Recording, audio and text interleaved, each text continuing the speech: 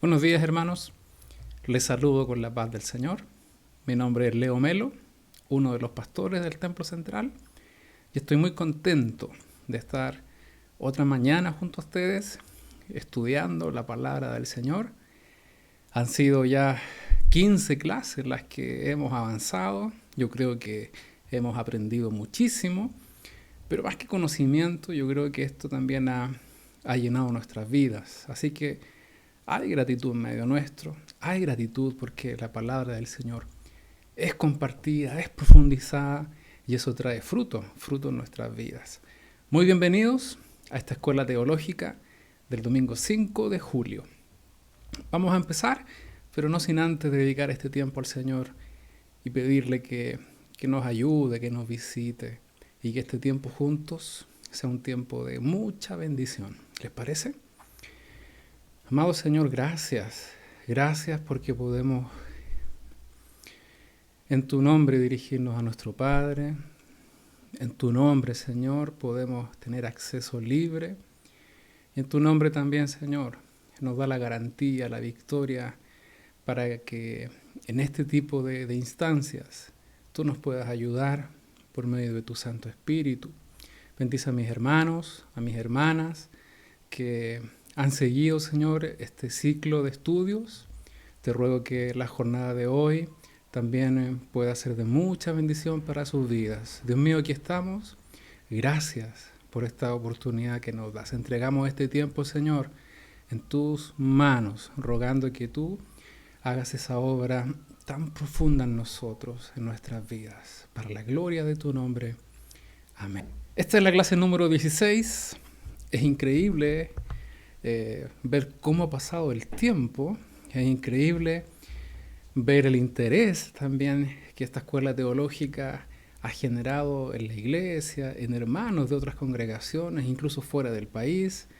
Y es que yo creo que el Señor está preparándonos, está hablándonos de una manera muy especial y con mucha intención en relación a lo que somos, a la iglesia del Señor. Yo quisiera compartir algunos pensamientos respecto a lo que hasta ahora hemos alcanzado. Yo no sé qué les pareció la epístola de los Efesios. Maravillosa. Es la carta magna de la iglesia. El domingo pasado finalizamos precisamente con el pastor Paul la epístola a los Efesios y la enseñanza, el aprendizaje, la profundidad que podemos encontrar en la palabra del Señor. Yo creo que ha traído y está generando mucho provecho en nuestras vidas. El tema es que no solo estudiamos para aprender, para conocer, sino que para que lo podamos vivir. Y yo creo que esa es la oración de Pablo, esa es la intención de Pablo al escribir estas epístolas a los hermanos del primer siglo, que pudiesen comprender lo que son, pero que pudiesen vivirlo. No solo saber lo que son, sino que vivir de acuerdo a lo que son. Yo quisiera permitirme, esto no es un resumen, sino que quisiera destacar algunos aspectos de esta epístola a los Efesios que terminamos el domingo pasado. En primer lugar, que los gentiles, es decir, nosotros que no somos judíos, son coherederos y miembros del mismo cuerpo y copartícipes de la promesa en Cristo Jesús por medio del Evangelio, del misterio, lo diría Pablo en esta misma epístola. También encontramos el soberano propósito en establecer la iglesia. Capítulo 1, verso 4, 5, versículo 9, versículo 11, capítulo 2, 10, 3, versículo 10 y 11 dan cuenta de este plan soberano de Dios, quien preparó a la iglesia desde antes de la fundación del mundo y en ese contexto predestinó a los que iban a creer en el Señor como parte de esa pertenencia en la iglesia. Y esto no fue algo improvisado, sino que Dios lo diseñó desde antes de la fundación del mundo. También describe el modo de conducta presente en el andar cristiano en el capítulo 4, versículo 1, versículo 17, capítulo 5, versículo 2, 8 y 15, en contraste a como cuando nosotros éramos del mundo. Es decir, ser cristiano, estar en Él, en el Señor, implica una evidencia externa, producto de una transformación interna. La esfera de las actividades cristianas se coloca en lugares celestiales. ¿Se recuerdan que el capítulo 1 de Efesios, Pablo comienza señalando que toda bendición espiritual que nuestro Señor preparó las tiene ahí, en los lugares celestiales, como destino final, como parte de la herencia, varios conceptos que aprendimos y que asimilamos durante este transitar por Efesios. Y eso lo refleja el capítulo 1, versículo 3, versículo 10, versículo 20, capítulo 2, verso 6, capítulo 3, versículo 10 y capítulo 6, versículo 12, que habla de este lugar que el Señor preparó. Y ese lugar no está acá, sino que está en los lugares celestiales. Pablo va a decir en el capítulo 1, donde habita toda bendición espiritual. Ese es nuestro norte, no este mundo. La dinámica de la vida de iglesia en relación a la dependencia absoluta del Espíritu Santo. Y este Espíritu Santo es el sello de nuestra aceptación, es lo que va a decir Pablo en el capítulo 1, versículo 13, y también en el capítulo 4 y versículo 30. También el Espíritu Santo es el medio de acceso a Dios. Capítulo 2, versículo 18. Es la fuente de la verdad revelada. Capítulo 3, versículo 5. El secreto del poder. ¡Wow! Capítulo 3, versículo 16. La cadena de unidad. Capítulo 4, versículo 3 y 4. El estímulo del gozo. Capítulo 5, versículo 18. Y el arma para el conflicto. Capítulo 6, versículo 17. Sin el Espíritu Santo, la iglesia no puede sostenerse, no puede existir siquiera. La importancia que nosotros debemos darle al Santo Espíritu en la vida de iglesia, pero también en la vida personal, es primordial. Debe ser una prioridad para todo cristiano dejarse transformar y renovar día a día por medio de su Santo Espíritu, sabiendo que por Él hemos sido hechos aceptos en el amado, sabiendo que por Él tenemos esta garantía de nuestra herencia. Es el medio de acceso a Dios, es la fuente de la verdad revelada, es el secreto del poder. El Espíritu Santo es fuego, es poder, es lo que nos permite estar unidos, es lo que nos permite también vivir una vida llena de gozo, y es el arma para nuestros conflictos. ¿Qué importancia tiene el Espíritu Santo en el quehacer de la iglesia? Comprendamos esto, entendámoslo, conozcámoslo, pero vivámoslo. Vivamos una relación con el Santo Espíritu que genere un mover en nuestras vidas muy distinto al día que pasó, al día de ayer. Permitamos que el Espíritu del Señor haga esa obra maravillosa que ya comenzó a hacer y que está disponible para cada uno de nosotros. Hoy nos corresponde ver una nueva epístola, la epístola a los Filipenses, en la que está aquí remarcada en el cuadro, acá. Y antes de comenzar, creo muy oportuno hacer un pequeño repaso a esta visión general, a la panorámica general de la historia del primer siglo, señalando que desde que nace la iglesia, ahí en el Pentecostés, cuando el Espíritu Santo cae sobre esos 120 aproximados, cuando estaban en ese aposento alto esperando la promesa del Padre, aproximadamente en el 29 después de Cristo ocurre ese episodio maravilloso. Vemos que la iglesia tiene una constante a lo largo de la historia y la va a sostener, yo creo que hasta el día que el Señor venga por nosotros. Es que habrá persecución.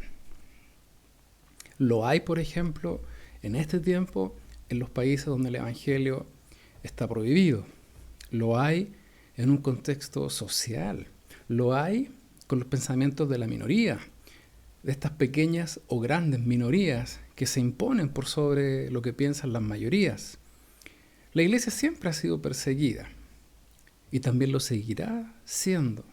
De hecho, el Señor mismo nos revela este escenario, señalando que si a Él lo han perseguido, a nosotros también. Pero tenemos las herramientas, no estamos solos, y es más, las puertas del Hades no van a prevalecer contra la iglesia del Señor. Por muy difícil que sea el escenario, el contexto social o la historia que estamos haciendo, el Espíritu Santo está con nosotros y el Señor ha prometido que la iglesia no será derrotada, como lo ha sido a lo largo de toda la historia. En este cuadro vemos dos escenarios muy distintos. En primer lugar, vemos una persecución tipo religiosa ocasionada por los judaizantes que querían, o más bien se opusieron al mensaje del Evangelio, y la intención era hacer volver atrás a los cristianos respecto a la ley.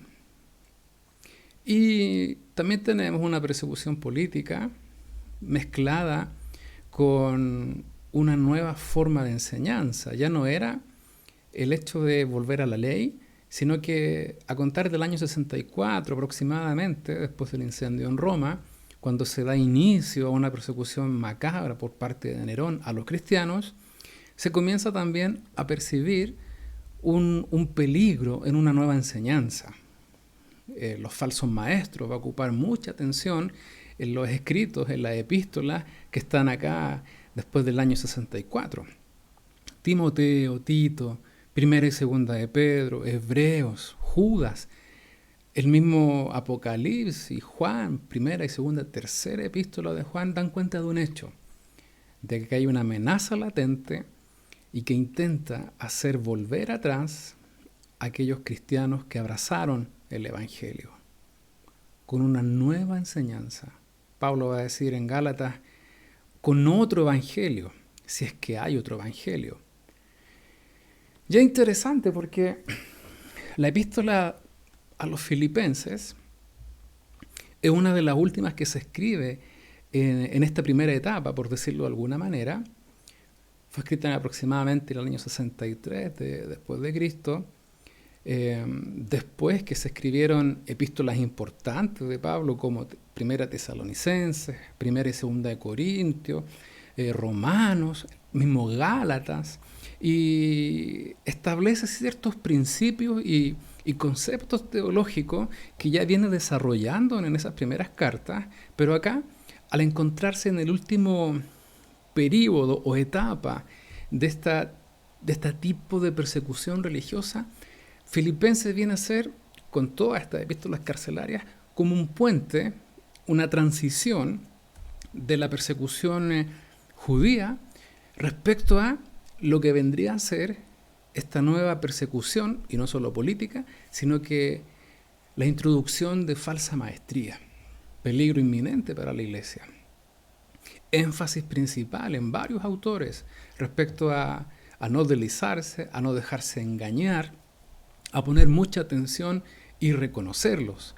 Y vamos a ver que en Filipenses Pablo enfrenta este tema, da una especie de perfil de la falsa maestría y con el solo propósito de plantar muy firmemente el Evangelio, lo que él ha predicado, lo que se ha sembrado, este misterio, esta promesa, la herencia y todo lo que como cristianos tenemos en el Señor, pero que podemos perder, que podemos tristemente perder si nos descuidamos. Avancemos. Ya tenemos más o menos un contexto histórico general de cuándo y en qué contexto se escribe Filipenses. Tenemos más bien una pincelada de lo que va a acontecer respecto a la historia del primer siglo. Y vamos a entrar de lleno a esta hermosa carta a los Filipenses. Señalar que el autor de esta epístola es Pablo. Y hay dos tipos de evidencia que respaldan esta conclusión, es categórico. En primer lugar, es la evidencia interna, es decir, lo que la Biblia misma dice respecto de su autor. Y eso lo encontramos en el capítulo 1, versículo 1 de la epístola a los Filipenses, que dice: Pablo y Timoteo, siervos de Jesucristo, a todos los santos en Cristo Jesús, que están en Filipos, con los obispos y diáconos, gracia y paz a vosotros, de Dios, nuestro Padre, y del Señor Jesucristo. Aquí Pablo se identifica como el autor de la epístola. Es muy claro, no como la epístola a los Hebreos, que no se tiene certeza si fue Pablo u otro autor que la escribió, pero aquí queda establecido quién fue su autor, por lo que la misma Biblia dice respecto de eso. Pero también tenemos evidencias externas.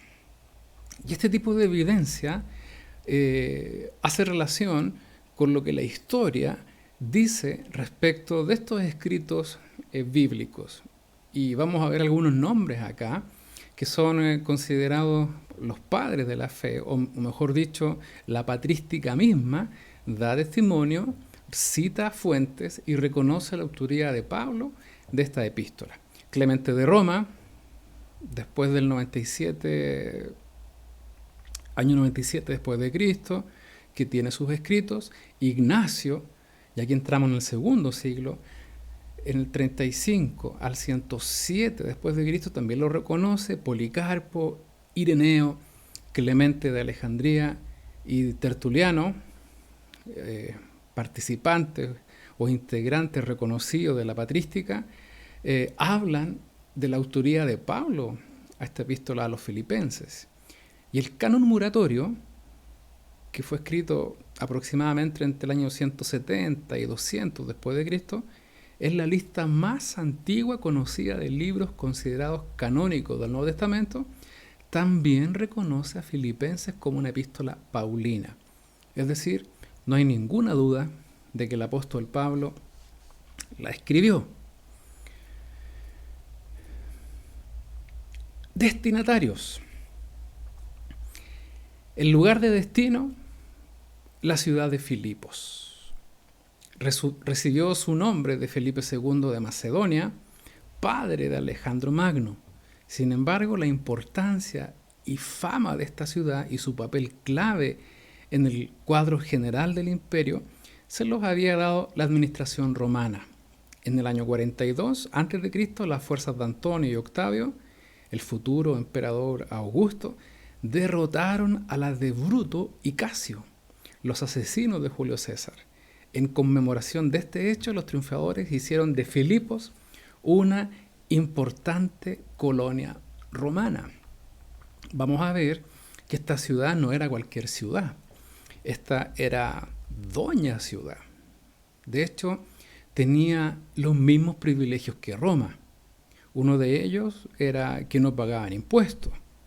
Era una ciudad donde la aristocracia iba a vivir. Era una ciudad donde la gente más pudiente tenía sus residencias. Era considerada como una Roma en miniatura o a baja escala. Entonces, hablar de Filipos era hablar de la crème en la época. Tenía hasta un tribunal propio, y de eso Pablo va a dar cuenta. Era como si nosotros hoy día viviésemos en una de las comunas más ricas de Santiago o del país, donde hay un estándar de vida, donde hay una forma de reconocer por la construcción u otros factores sociales o económicos que es una ciudad distinta. Y así era Filipos. Por eso Pablo va a poner mucho énfasis en referirse y a utilizar un lenguaje muy económico, de economía. Va a decir, por ejemplo, que nuestra ciudadanía está en los cielos, haciendo realmente un contrapeso respecto a lo que se vivía en ese entonces culturalmente, políticamente y económicamente. Esa ciudad que era considerada como lo mejor de lo mejor, Pablo realza la condición que nosotros tenemos al ser hijos de Dios, al ser cristianos, señalando la idea que también vimos en Efesios, que nuestro lugar no es en este mundo, sino que es donde se encuentra toda bendición espiritual, y eso es en los lugares celestiales. Pablo va a decir que nuestra verdadera ciudadanía no está acá, por muy valiosa que se considere, sino que está en los cielos.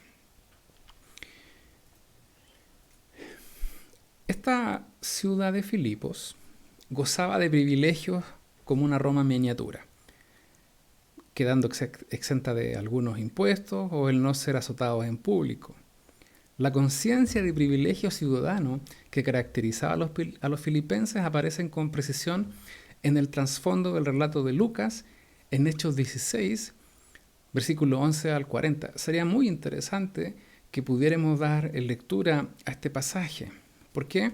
Porque nos va a dar cierta evidencia de cómo vivía la gente. Por favor, vayamos a Hechos, capítulo 16, versículo 11 en adelante. Dice: zarpando pues de Troas, vinimos con rumbo directo a Samotracia y el día siguiente a Neápolis, y de allí a Filipos, que es la primera ciudad de la provincia de Macedonia y una colonia, y estuvimos en aquella ciudad algunos días. Y un día de reposo salimos fuera de la puerta, junto al río, donde solía hacerse la oración, y sentándonos hablamos a las mujeres que se habían reunido.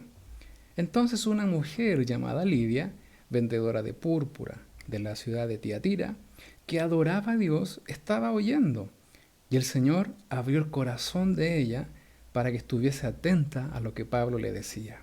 Y cuando fue bautizada y su familia, nos rogó diciendo: si habéis juzgado que yo sea fiel al Señor, entrar en mi casa y posar. Y nos obligó a quedarnos. Aconteció que mientras íbamos a la oración, nos salió al encuentro una muchacha que tenía espíritu de adivinación, la cual daba gran ganancia a sus amos, adivinando. Esta, siguiendo a Pablo y a nosotros, daba voces diciendo: estos hombres son siervos del Dios Altísimo, quienes os anuncian el camino de salvación. ¿Dijo alguna mentira?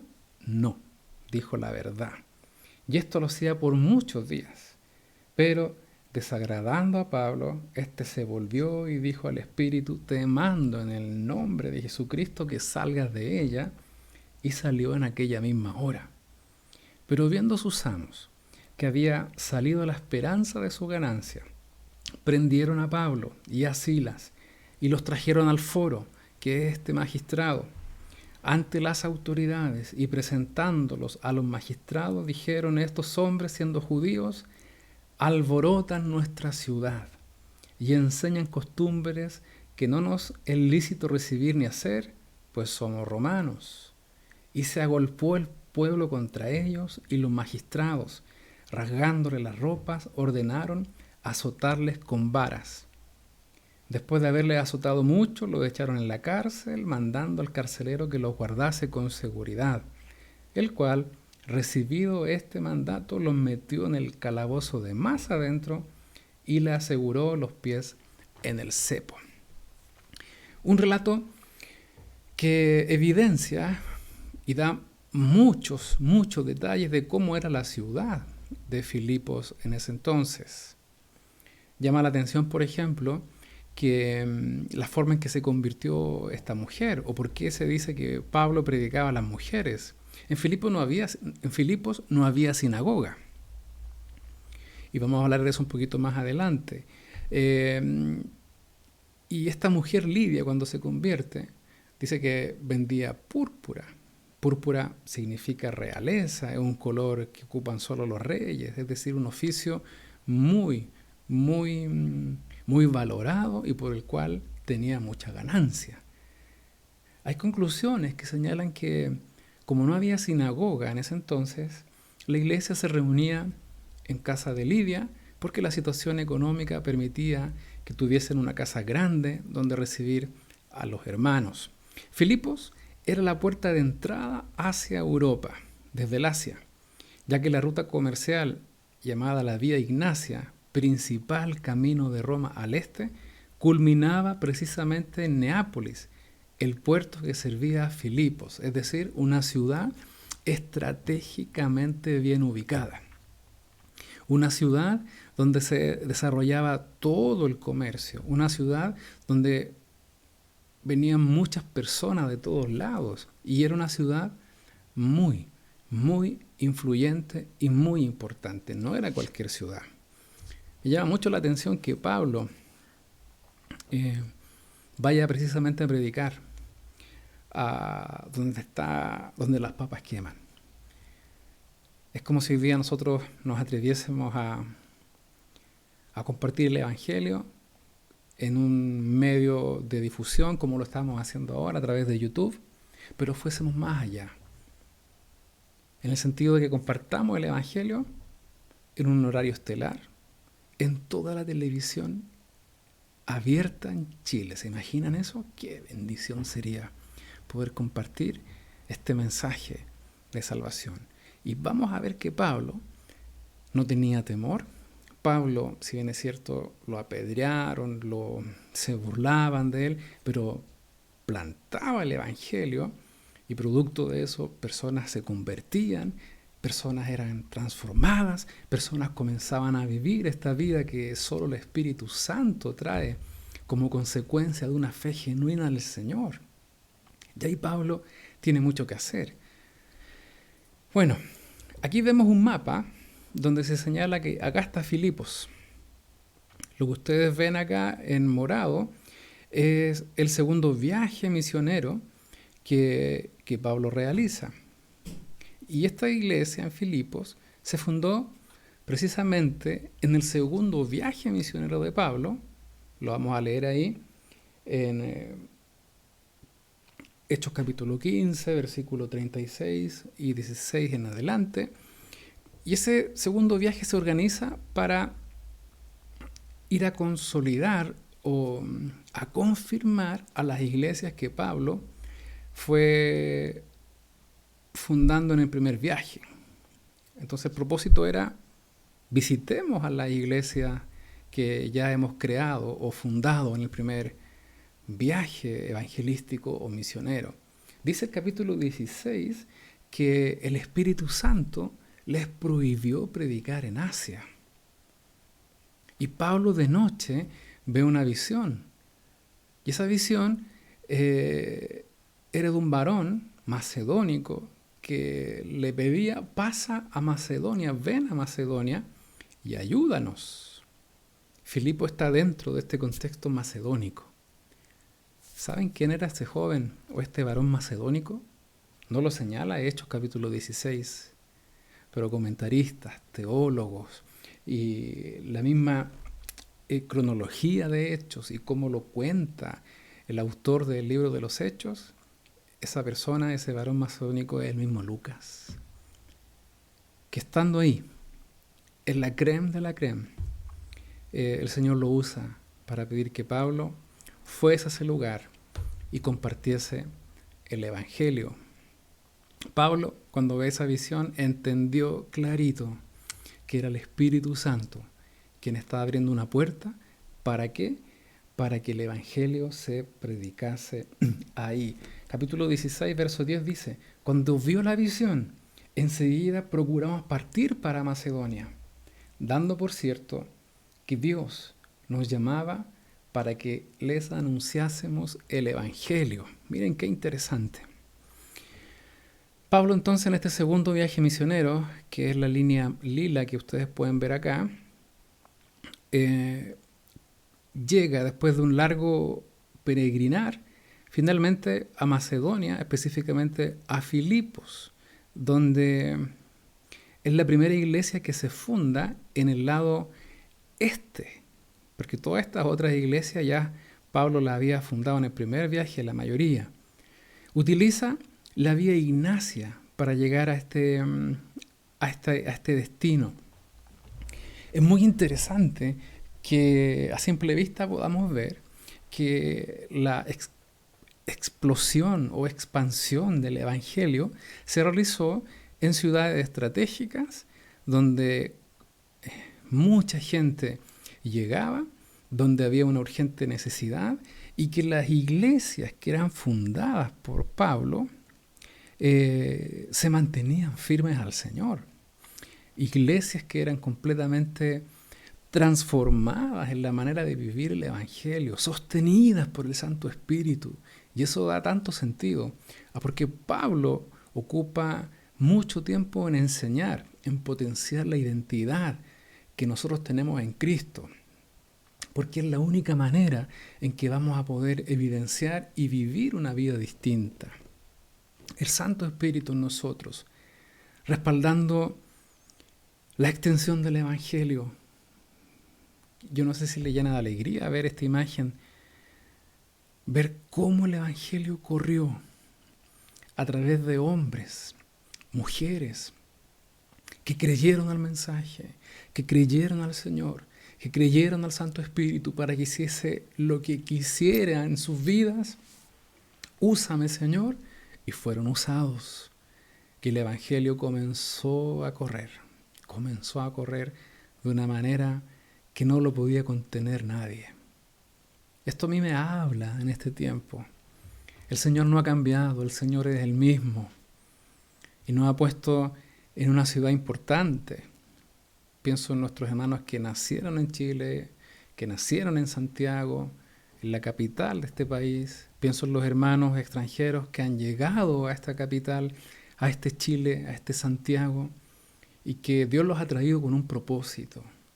Hermanos, nosotros podemos ser siervos. Vamos a encontrar que Pablo se refiere a él como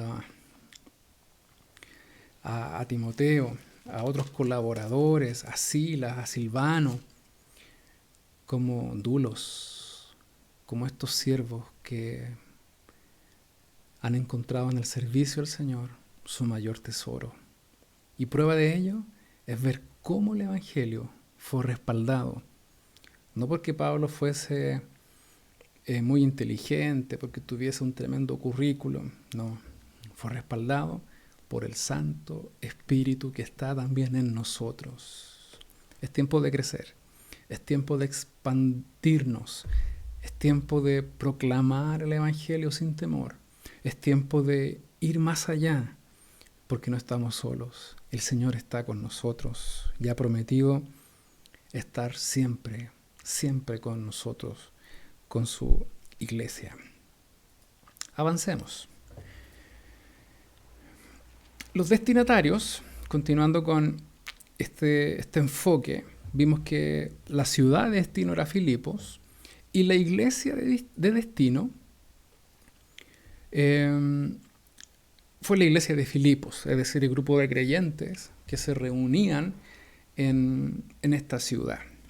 Fue la primera en ser fundada por Pablo durante su segundo viaje misionero, y eso lo encontramos en Hechos capítulo 15, desde el versículo 36 al 18, versículo 22, donde se desarrolla todo el relato de este segundo viaje misionero, y que se realizó aproximadamente en el año 50-53 después de Cristo. 3 relatos encontramos durante la estadía en Filipos: la conversión de Lidia, la muchacha con un espíritu de adivinación que acabamos de leer, y el carcelero. Ese relato, cuando vemos que producto de este milagro que Pablo en el nombre del Señor hace, liberando de un espíritu de adivinación a una muchacha, genera tremendo alboroto y son llevados presos junto con Silas. Esta ciudad no tenía sinagoga. Se dice que para que hubiese una sinagoga tenían que haber a lo menos 10 varones para conformar una sinagoga, y al parecer no los había. Pero también se dice que los judíos en el contexto de Filipo eran muy mal mirados. Amenazaban la forma de vida de la ciudad, la forma de pensar de la ciudad. Tenía un choque profundo con la práctica cristiana. ¿Por qué?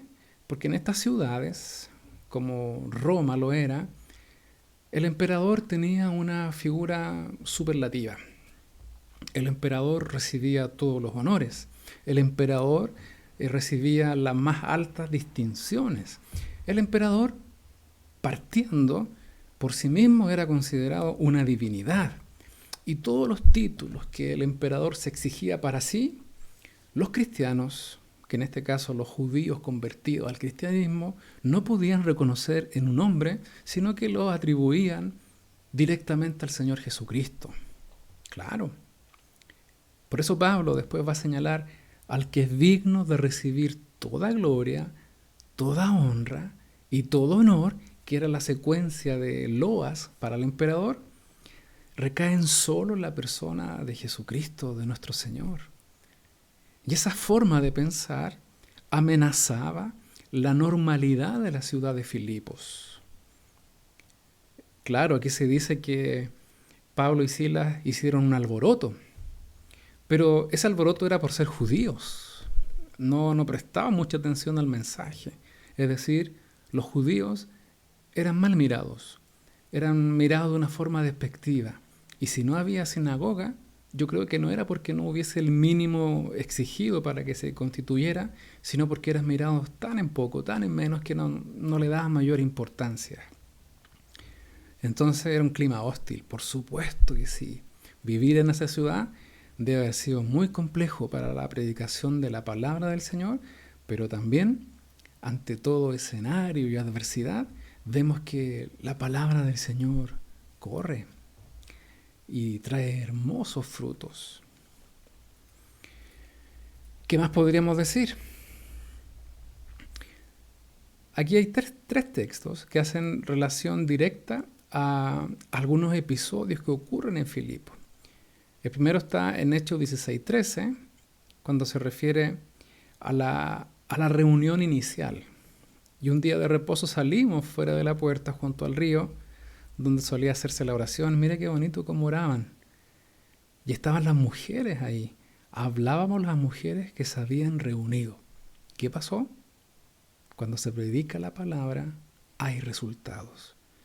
Y Hechos capítulo 16, versículo 13 en adelante, nos dicen que producto de esa enseñanza creyeron, fueron bautizadas y rogaron que se quedaran con ellas, con sus familias por algunos días en casa de Lidia, lo que efectivamente hicieron. Probablemente la comunidad judía de Filipos no alcanzaba el número mínimo para conformar una sinagoga, 10 varones cabeza de familia, por lo cual se reunían en lugar de oración al aire libre cerca de aguas.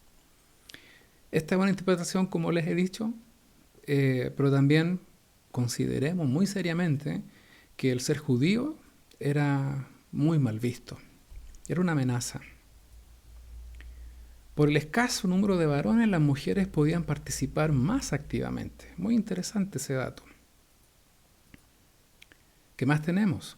Y cuando fue bautizada, está hablando de Lidia, y su familia nos rogó entrar en mi casa. Hechos 16, versículo 15. El negocio de Lidia, de manera segura, le generaba suficientes utilidades para tener una casa grande, bonita, digna de la ciudad, lugar donde podía cobijar a la nueva iglesia. Sí, es muy interesante que el trabajo en casa fue muy, muy importante para el crecimiento y desarrollo de la iglesia. Y nosotros estamos haciendo iglesia de esta manera, en nuestras casas. Y espero con todo mi corazón que no sea solo como espectadores, viendo nuestro canal de YouTube todas las semanas, disfrutando de las reuniones, sino que viviendo nuestra propia iglesia en casa, compartiendo del Señor, animándonos, fortaleciéndonos, evidenciando ese fruto maravilloso.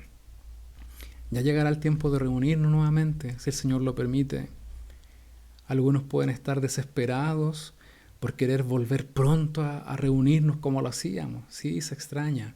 Pero saben, hermanos, no necesitamos volver a vernos, a reunirnos para sentirnos iglesia. Lo somos. Somos iglesia. Es una realidad potente que lo que el Señor ha hecho es maravilloso. Yo creo que no hay palabras que puedan describir la potencia y profundidad de lo que somos en el Señor. Y si Él ha dispuesto este tiempo, confinados, haciendo un pequeño paralelo con Filipenses y lo que vivió Pablo, encerrados sin poder salir, creo que tenemos que aprender mucho, muchísimo. ¿Qué más tenemos?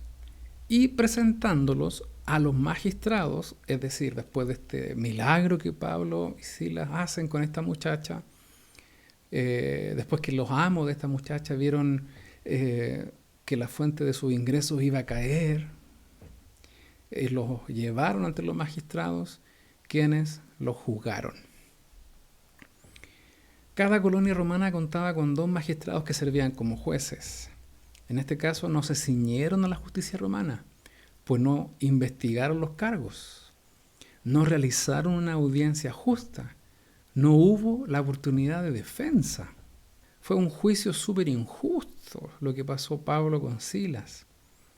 Y vemos que cuando son encarcelados y viene este terremoto y se rompen las cadenas, ¿qué es lo que iba a hacer el carcelero?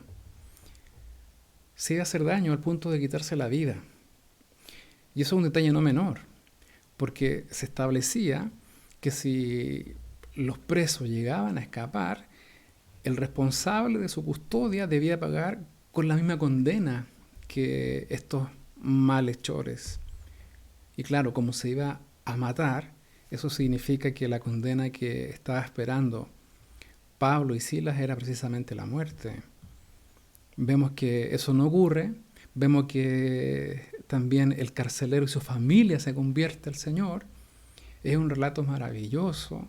Y el relato no termina ahí, sino que cuando Pablo dice que es ciudadano romano, que lo condenaron injustamente y que exige que vengan a pedirle disculpas por haber hecho esa tremenda injusticia, se genera una tensión porque estos magistrados se dieron cuenta que se habían equivocado, pero tremendamente. Y dice que fueron hacia ellos y les rogaron que por favor se fuese de esa ciudad. Bien, avancemos. Fecha y lugar de redacción. Estos datos son muy importantes, nos permiten situarnos muy bien en la historia. El lugar también dice mucho, nos permiten armar un contexto muy preciso respecto de los hechos, situaciones específicas que se vivieron en ese entonces. Fue escrita desde Roma, durante el primer encarcelamiento del apóstol Pablo en dicha ciudad, entre los años 60 y 63 después de Cristo. Eso lo encontramos en Hechos, capítulo 28, 16 al 31. Aunque el segundo viaje misionero de Pablo se realizó entre el 50 y 53 después de Cristo, Pablo escribe desde Roma, 10 años después, a esta iglesia que está ahí situada en esta importante ciudad, y lo hace desde Roma. Fue compuesta contemporáneamente con Efesios, Colosenses y Filemón. Y este conjunto de epístolas es conocida como epístolas carcelarias, el nombre de nuestro ciclo, de nuestro ramo, porque la describe Pablo estando en prisión. Efesios 3:1, 4:1 y 6:20 señalan una realidad. vamos a compartir estos versículos. Efesios capítulo 3, versículo 1, dice: por esta causa yo, Pablo, prisionero de Cristo Jesús por vosotros los gentiles. El 4.1, yo pues preso en el Señor, os ruego que andéis como es dignos de la vocación con que fuisteis llamados. Y 6.20 va a decir: por el cual soy embajador en cadenas, que con denuedo hable de él como debo hablar. Es decir, se reconoce una condición que Pablo está privado de libertad. Lo escribe desde la cárcel. También señala lo mismo en Filipenses 1:6-7, 12 al 14 y 19, y capítulo 4 al 22. La misma realidad. Pablo privado de libertad. Colosenses también da cuenta de esta realidad. Capítulo 4, versículo 2 al 4, versículo 10 y versículo 18 nos va a decir que Pablo está preso.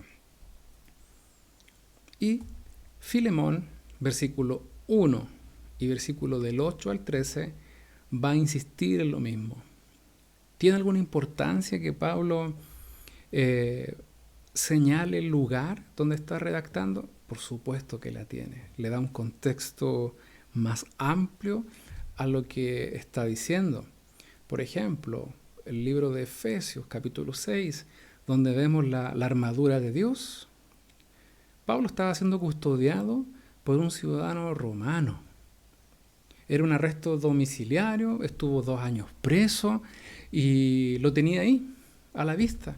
Entonces, mirando su uniforme, su vestimenta, Pablo hace un paralelo, pero magnífico, respecto a nuestra armadura que como cristianos tenemos. La espada, que es la palabra, y no es una tremenda espada como se nos presenta, sino que una espada chiquitita, y esa espada chiquitita requiere una destreza para poder utilizarla. Que en los detalles también nosotros tomemos nuestra Biblia, la palabra del Señor, la conozcamos y sepamos usarla con destreza para poder defender nuestra fe, para poder hacer volver al pecador al camino, para poder compartir a otros esta esperanza que tenemos en Cristo, para poder plantar nuestra bandera y decir que el Señor está en control de todo lo que estamos viviendo.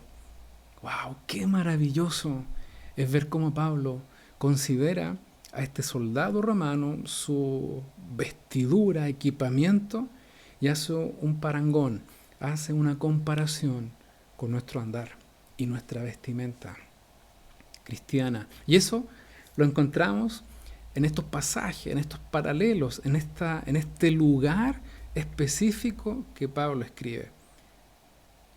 Yo no sé si estando privado de libertad en una cárcel tendría las fuerzas como para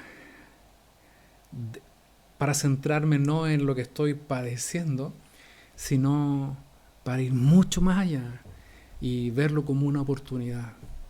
Yo he estado en la cárcel visitando a personas que por algún motivo, delito, están pagando,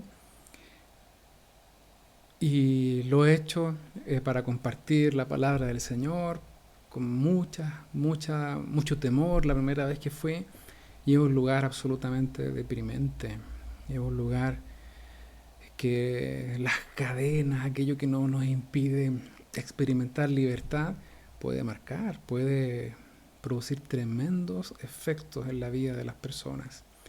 Y eso no lo logró, no se logró en la vida de Pablo. Es más, fue la oportunidad para transmitir una enseñanza potente y maravillosa para nuestras vidas, que hasta el día de hoy tiene efectos y tiene un resultado maravilloso. Sigamos con este concepto de fecha y lugar de redacción. Tanto Efesios, Colosenses y Filemón fueron enviadas en una misma instancia por Tíquico y Onésimo. Es decir, estas 3 cartas van de la manito. ¿Por qué? Porque hay evidencia de que los mismos encargados de llevar las misivas tienen referencia en Efesios, en Colosenses y en Filemón. Los acompañantes de Pablo durante su prisión muestran las instancias inmediatas entre las epístolas antes mencionadas. Colosenses 4, 10 al 14, Filemón 23 y 24. Y se propone que Filipenses fue escrita breve tiempo después, debido a que los versículos 1, 12, 19, 23 y 26 manifiestan la posibilidad que el caso de Pablo estuviese pronto a ser decidido con resultados positivos. Es decir, Filipenses muestra algo distinto en las otras cartas carcelarias y que la hace suponer que fue escrita al finalizar este periodo de encarcelamiento. ¿Por qué? Porque da evidencia de que Pablo podría ser liberado. Y eso se demuestra, uno lo descubre, en estos versículos que acabamos de leer, en el 1.12, el 19, donde hay una esperanza de que Pablo se está dando cuenta que su situación iba a ser resuelta favorablemente y sería liberado pronto. Hay un matiz en esa forma de enfrentar su condición carcelaria, muy distinta, por ejemplo, a otro encarcelamiento que Pablo tuvo, según a Timoteo, capítulo 4, cuando Pablo dice, yo ya estoy para ser sacrificado, es decir, Pablo sabía que no iba a salir vivo de esa prisión y encarga a su hijo espiritual, Timoteo, el cuidar la fe, el dejar su legado y despidiéndose como una ofrenda grata delante del Señor. Dice que he peleado la buena batalla, he guardado la fe y me está preparada, ¿qué cosa? La corona de justicia, volviendo a la idea de la herencia que tenemos en el Señor, el lugar celestial donde habita y podemos disfrutar de toda bendición espiritual. El pensamiento de Pablo parece que es muy claro y tiene una sola línea y la desarrolla muy bien en estas epístolas carcelarias. En Filipenses va a reafirmar mucho de lo que se enseñó en Efesios. Por supuesto, utiliza un lenguaje, una expresión distinta. Por ejemplo, al comienzo, yo les señalé que Filipos era la gran ciudad, era una ciudad muy importante, muy influyente, no era cualquier ciudad, y Pablo hace alusión a que nuestra verdadera ciudadanía está en los cielos. Utiliza un lenguaje de que Cristo pagó un tremendo precio por nosotros, aludiendo a lo que se vivía en el comercio en ese lugar geográfico específico. Pablo utilizó una forma de comunicar el mensaje muy acorde con la realidad cultural, con la sociedad y con todos los elementos sociológicos, culturales, geográficos que distinguían a una ciudad. Yo me pregunto, ¿qué tenemos que vivir nosotros para que podamos utilizar lo que estamos viendo en la cultura, lo que estamos viendo en la gente que sufre, las desigualdades, lo que estamos viendo como testigos pasivos tal vez, la desesperanza que hay, el estrés que ha ocasionado este encierro? ¿Qué estamos haciendo como cristianos para tomar esa realidad y que pase por el Evangelio y poder dar un mensaje que llegue de lleno a los corazones, a las vidas de las personas que hoy lo necesitan con tanta urgencia? No se trata de moldear el Evangelio a la cultura, para nada. Se trata de que el Evangelio penetre la cultura de modo que las personas puedan percibir lo cercano, puedan hacer una comparación clara y puedan entender, esto es lo que Dios tiene para mí. Así que lo que estamos haciendo nosotros cada domingo a las 9:30 de la mañana tiene sentido. ¿Por qué? Porque nos estamos preparando, estamos profundizando en la palabra del Señor, estamos permitiendo que el Santo Espíritu pueda darnos ese conocimiento en su palabra, para gloriarnos, como dice Pablo en capítulo 1 de Efesios, que conozcamos esta grandeza para alabanza de su gloria. Mientras más conozcamos esta maravillosa gracia y doctrina, esto maravilloso que es Dios con nosotros, más tenemos que alabarlo, más tenemos que engrandecer su nombre. Pero también nos obliga a que nuestras vidas no deben ser las mismas, sino que deben experimentar un cambio.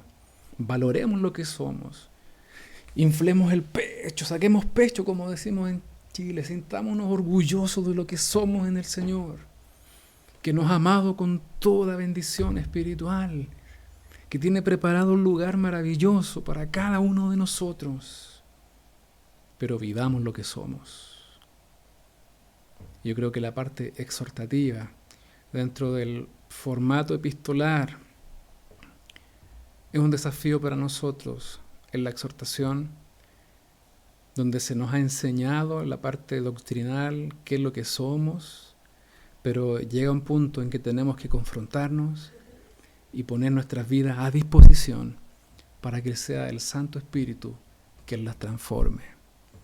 Es un lenguaje muy cíclico que vamos a ver en Pablo en estas epístolas. Tenemos todas las herramientas para ser usados por el Señor en esta generación, aunque estemos confinados, aunque estemos privados de libertad. Siéntase como Pablo por un momento. ¿No podemos salir? No podemos salir. Estamos en una situación de emergencia, una crisis sanitaria a nivel mundial. La iglesia no ha dejado de ser iglesia. La gente necesita escuchar en este tiempo que hay esperanza. La gente necesita hombres y mujeres llenos de su Santo Espíritu que prediquen como nunca antes lo han hecho.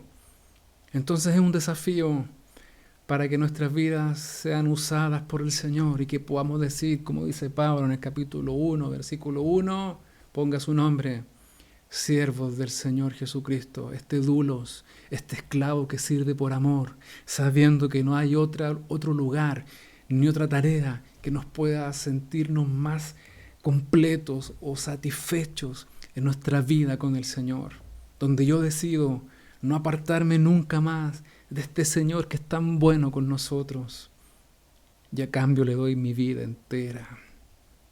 Tremendo. Tremendo lo que encontramos con estas definiciones, preámbulos, introducción a lo que vamos a tratar a contarte en la próxima clase. Pablo tenía varios propósitos al escribir esta carta. Expresar su gratitud por la ofrenda de los filipenses, eso lo vamos a ver en el capítulo 4, versículos 10 al 18. También tenía la intención de dar a conocer la razón de la vuelta de Epafrodito, capítulo 2, versículo 25-26, informar de su propia situación en Roma. Ahí en el capítulo 1, versículo 12 y 26, vemos los detalles que Pablo cuenta de sí mismo. Exhortar en cuanto a la unidad, capítulo 2, versículo 1 y 2, capítulo 4, versículo 2, y advertir sobre los falsos maestros. Y aquí está el puente que yo les señalaba al comienzo, que en esta epístola, la última escrita dentro de compendio epistolar, Pablo comienza a desarrollar esta idea que estaba invadiendo la iglesia con una doctrina extraña, rara, falsa maestría. Ya no nos va a decir tan claramente como a los Gálatas, que fue escrito en el año 44 aproximadamente, que ese otro evangelio, si es que existe otro evangelio, era volver a la ley, era volver al antiguo pacto y hacer creer que la salvación se obtenía por las obras, por el esfuerzo propio. Parece que es otra falsa enseñanza la que vamos a comenzar a ver acá. Y antes de dar a conocer eso, señalar que esta falsa enseñanza, y Pablo da un perfil de estos falsos maestros, al parecer no son solo los judaizantes, como lo fue en Gálatas. Al parecer hay algo mucho más profundo. Y vamos a ver la evidencia de un pre-período del gnosticismo que comienza a desarrollarse fuertemente después del 60, 70 después de Cristo, hasta el primer siglo, segundo siglo, donde se desarrolla con mucha potencia netamente lo que es el gnosticismo. Y era un pensamiento absolutamente platónico, un pensamiento helenístico, griego, que irrumpía la forma de vida en ese entonces y comenzó a crecer de tal manera que fue la amenaza por la cual Pedro, Juan y varios escritos del Nuevo Testamento con posterioridad al año 70 comenzaron a poner mucho énfasis. Los falsos maestros son de esta manera, los falsos maestros van a enseñar esto, van a tratar de llegar a la gente, a multitudes que va a querer escuchar lo que ellos quieren oír, y con elementos propios del gnosticismo, un pre-gnosticismo o un proto-gnosticismo, algo previo a lo que se iba a desarrollar en los años o décadas siguientes. ¿Qué era el gnosticismo? Era una forma platónica de pensar que separaba muy marcadamente lo espiritual con lo carnal. Todo lo carnal, por concepto, es malo, es desechado, y lo importante es lo espiritual. El pensamiento gnóstico, en ese contexto o en esa línea, sugería que Jesús no pudo haber tomado forma humana, la carne humana. ¿Por qué? Porque por definición esto es malo. Es decir, el pensamiento gnóstico sostenía que Jesús no vino en carne, sino que vino solo en espíritu, donde el espíritu se considera lo máximo y la plenitud, y lo humano, la carne, algo despreciable. Todo lo que los deleites que se permitían dar estas personas, estos excesos que quedaban en el cuerpo, había una división muy marcada, en el sentido de que todo lo hecho en el cuerpo queda ahí, pero lo importante es mi espíritu. Mientras mi espíritu no sea afectado, y se llevaban la vida que querían, pensando en esta dicotomía o forma de vivir la vida. Y eso es peligroso. Por eso Juan, el apóstol, en su Evangelio, capítulo 1, dice que el Verbo vino, se hizo carne, habitó. Después Juan va a señalar que lo tocamos, una alusión directa a la amenaza que estaba viviendo la iglesia a fines del primer siglo, años 90, 97, con esta introducción filosófica platónica. Después Pablo, después Juan van a decir: el que no confiese que Jesús no vino en carne, es decir, que no tiene el Santo Espíritu. Una alusión directa y una apología directa al pensamiento de la época. Y aquí se comienza a perfilar este puente donde ya se va a dedicar mucha atención a la falsa maestría y qué tipo de enseñanza la iba a caracterizar. En el segundo siglo tuvo su apogeo. Y aquí vemos solo los albores de un comienzo de un gnosticismo que iba a ser una de las causas por las cuales muchos volvieron atrás. Esta enseñanza, por ejemplo, en el judaísmo era muy provechosa, traía mucho rédito. ¿Por qué? Porque los judaizantes creen en los ángeles, al igual que nosotros, y esa figura celestial, esa creencia en los ángeles, permitía mezclar varias otras creencias, y era muy fácil de desviarse si no tenían la doctrina. Por eso es tan importante conocer el cuerpo doctrinal de las epístolas, pero también la exhortación, para que se nos diga, para que el Espíritu Santo nos hable, qué tenemos que cambiar, qué tenemos que mejorar, o cómo tenemos que enderezar nuestra forma de caminar. Tal vez haciendo una comparación hoy día, vemos que nuestra forma de vivir el cristianismo a nuestra manera, donde consideramos varios elementos de nuestras creencias, de nuestros antepasados, de lo que se nos ha enseñado, y tenemos una forma de ver a Dios tan sesgada o tan equivocada, hasta que nos encontramos con la palabra, conocemos lo que verdaderamente es y nuestras vidas son transformadas. Eso mismo, está en el pensamiento de Pablo. ¿Cómo corregir? ¿Cómo enfrentar esta amenaza que se viene muy fuerte? Se viene muy fuerte. ¿Qué podemos hacer como iglesia? Y saben, hermanos, vemos que la iglesia salió victoriosa porque en la palabra del Señor tenemos todo lo que necesitamos para vivir, para regirnos, para encontrar el camino al Padre. Vamos a conocer las grandes verdades que nuestra condición de hijos del Señor nos permite disfrutar en el presente. No por algo, nuestro credo como iglesia es que consideramos la Biblia como la palabra irrefutable, inequívoca y que no tiene contradicciones y que permite fijar nuestro carácter ético, moral, nuestra conducta, para regirla en todas las áreas de nuestra vida y es más, regir a toda sociedad, a toda comunidad. Por eso encuentro tan valioso, tan especial, que estemos profundizando estos aspectos, porque vamos a distinguir algunos que necesariamente tenemos que aplicar, necesariamente tenemos que disfrutar y gozarnos, pues, porque lo que somos en el Señor es tremendo, es tremendo. Yo creo que por eso Pablo pide que conozcan de esta ciencia, de esta sabiduría, que conozcan más del Señor mismo. ¿Por qué? Porque en la medida que conocemos más, en la medida que el Espíritu Santo pone de su gracia para adquirir más sabiduría, más conocimiento, más vamos a amar al Señor, más vamos a pedir que su obra sea perfeccionada en nosotros, más vamos a ser confrontados para vivir una vida distinta, más vamos a ser exhortados para cambiar nuestra manera de vivir.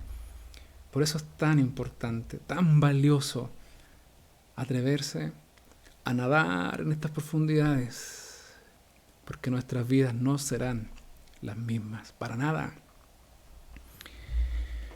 Bueno, terminando esta introducción, porque es solo una introducción,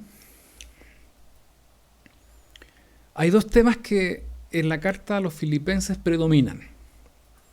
El primero, el Evangelio, sin lugar a dudas. El Evangelio visto como misterio, según Efesios, el Evangelio visto como la extensión del reino, el Evangelio visto como la consecuencia natural de que vidas se rindan al Señor, producto de creer en Él.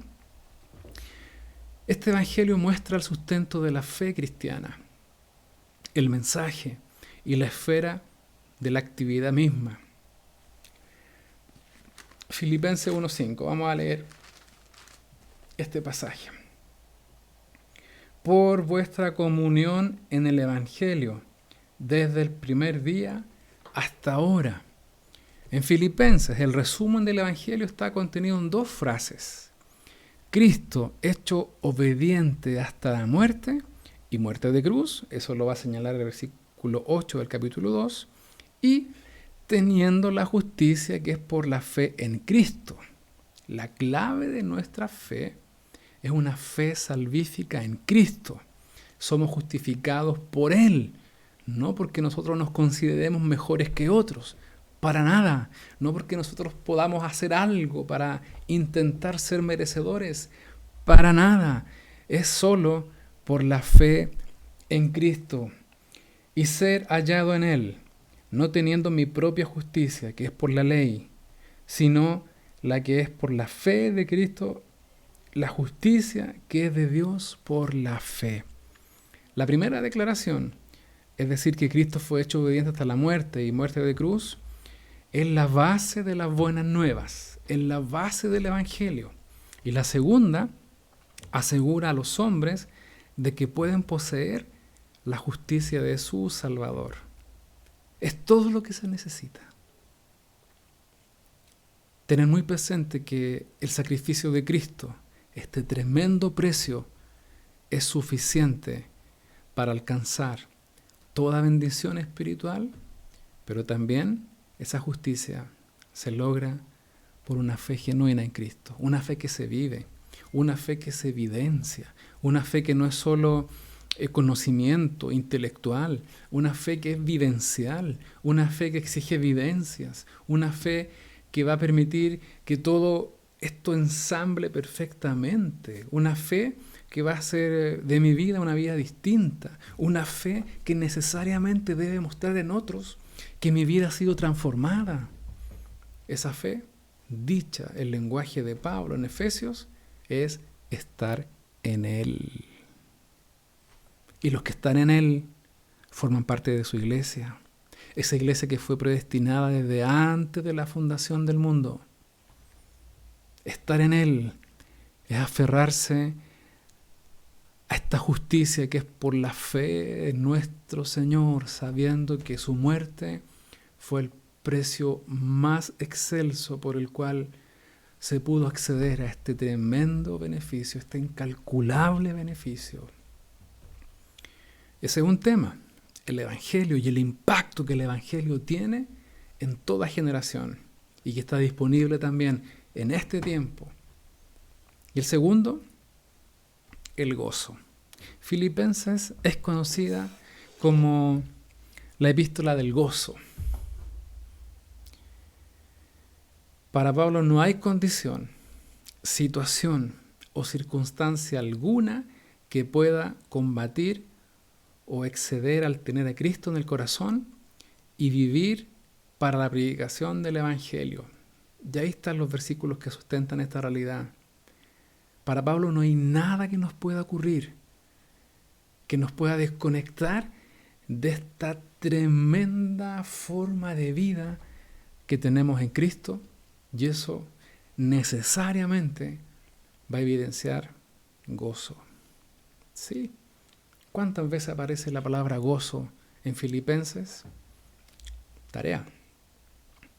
¿Y no les parece paradójico que Pablo, en una condición especial, privada de libertad, con muchas carencias tal vez, por supuesto que sí, no haciendo lo que más le gustaba hacer, que era recorrer y abrir nuevas obras y predicar, pero teniendo muy en claro que ahí donde estaba no dejaba de ser iglesia y podía seguir contribuyendo a la extensión del reino.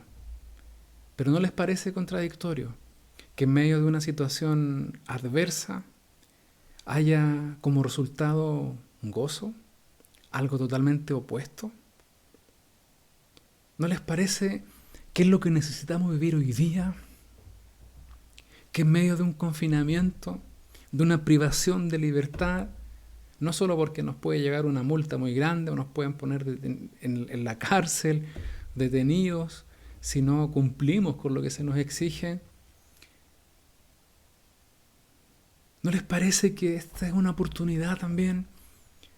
Primero, para que vivamos el gozo que proviene de una comunión personal con nuestro Señor.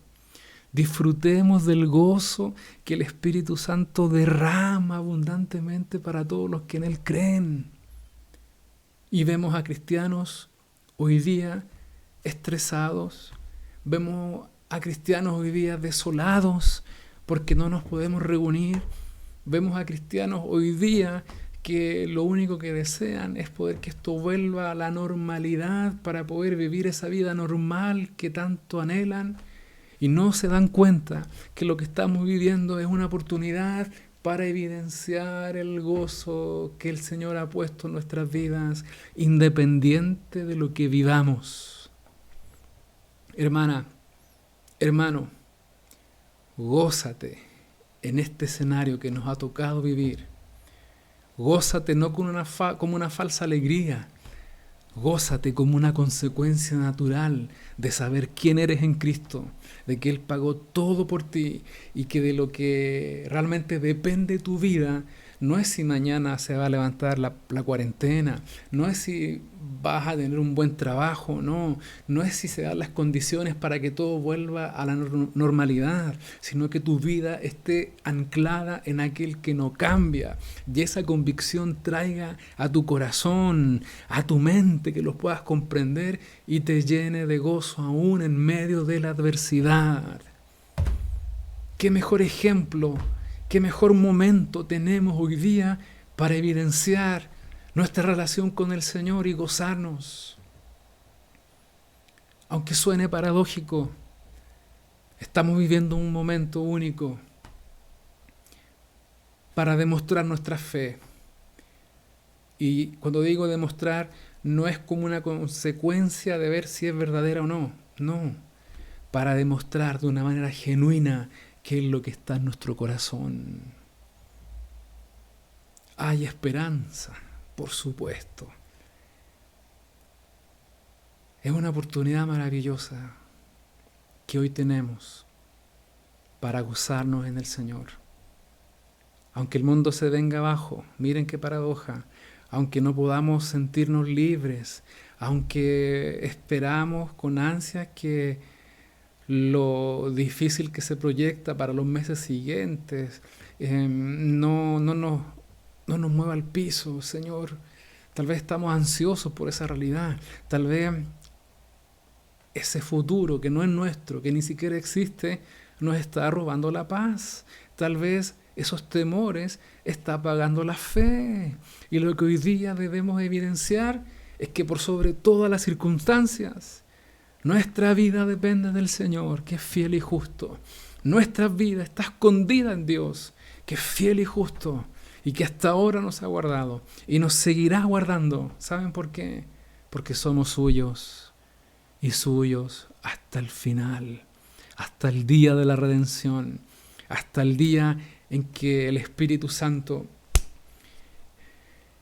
que da testimonio de que somos la herencia del Señor, el sello, las arras de esta garantía que tenemos escondida en Dios, en los lugares celestiales, se manifiesta en nosotros. Tal vez ni siquiera alcancemos a terminar esta pandemia, no porque nos contagiemos y tengamos que sufrir y morir, tal vez porque el Señor viene antes y estamos perdiendo una oportunidad única de poder evidenciar lo que somos.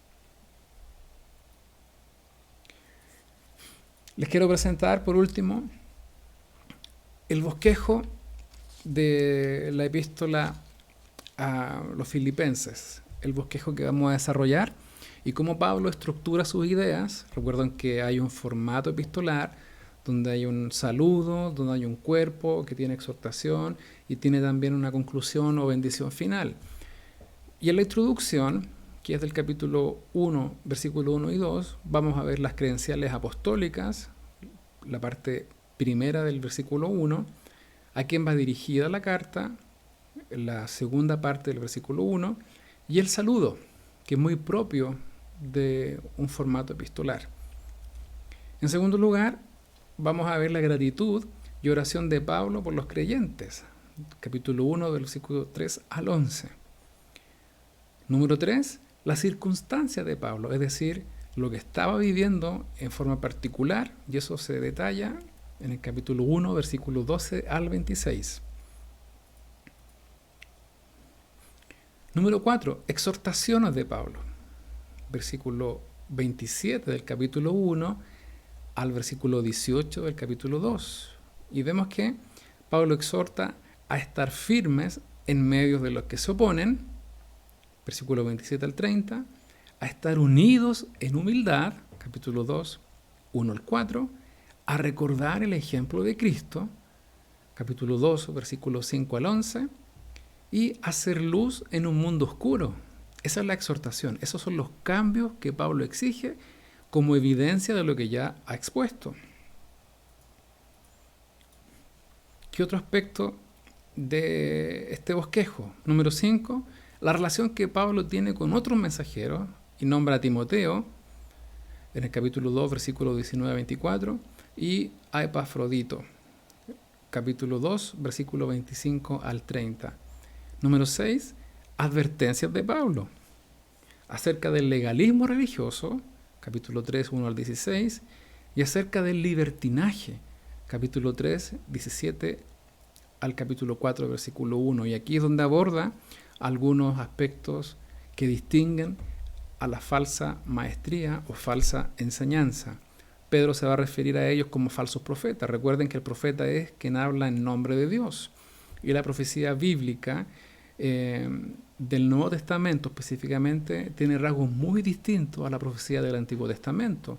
No es solo predictiva, no se refiere solo al don de profecía, sino que la palabra profeta o profecía es hablar en nombre de Dios o predicar una enseñanza distinta. Sigamos con el bosquejo. Número 7, la rogativa de Pablo. Pablo ruega a la unidad, al gozo, a la gentileza, a no afanarse, al correcto pensar. Es parte también de la exhortación que Pablo hace. Número 8, gratitud de Pablo por el sustento. Capítulo 4, versículos 10 al 20, vamos a encontrar este sentir de Pablo. Número 9, despedida, propio de un formato epistolar, capítulo 4, 21 y 22. Y por último, la bendición final, capítulo 4, versículo 23. Esa ha sido la introducción de esta primera clase, número 16, pero es la primera en relación a la introducción a la epístola a los Filipenses. Yo le recomiendo, yo le aconsejo que pueda leer esta epístola en esta semana. Son solo 4 capítulos, es muy breve.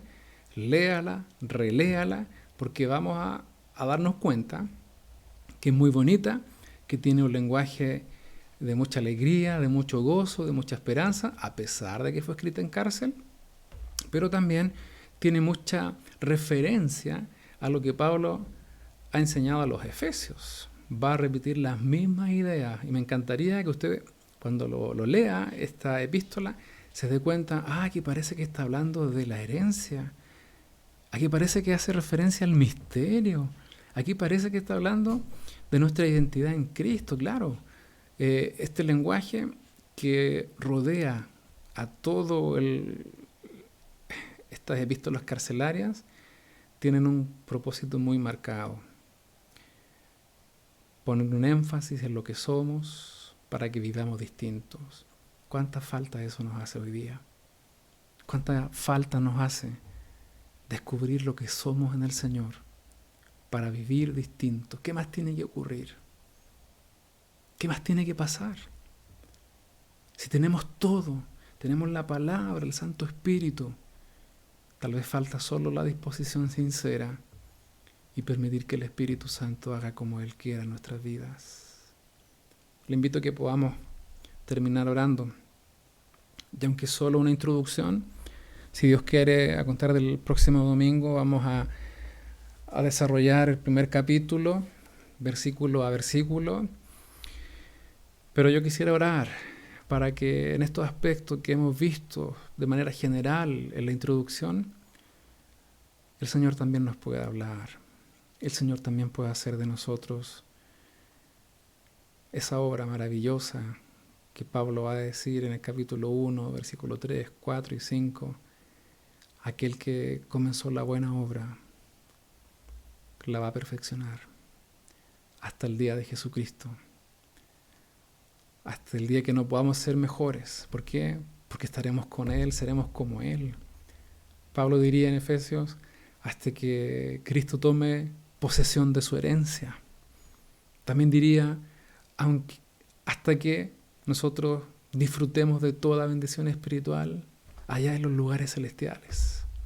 Qué maravilloso es ver cómo la palabra tiene una línea tan armónica, no se contradice, y es como que llama, es como que golpea la puerta de los corazones para que sean abiertas y pueda entrar el mensaje y transformar las vidas. Señor, te doy tantas gracias porque aún en aspectos históricos o introductorios nos has hablado, Señor, en esta mañana. A mí me has hablado. Señor, y te ruego que también tu Santo Espíritu pueda hacer en mis hermanos, en nuestros amigos que nos ven tal vez semana a semana, pueda hacer esa obra maravillosa en nuestras vidas. Señor, aquí estamos. Estamos como Pablo, privados de libertad.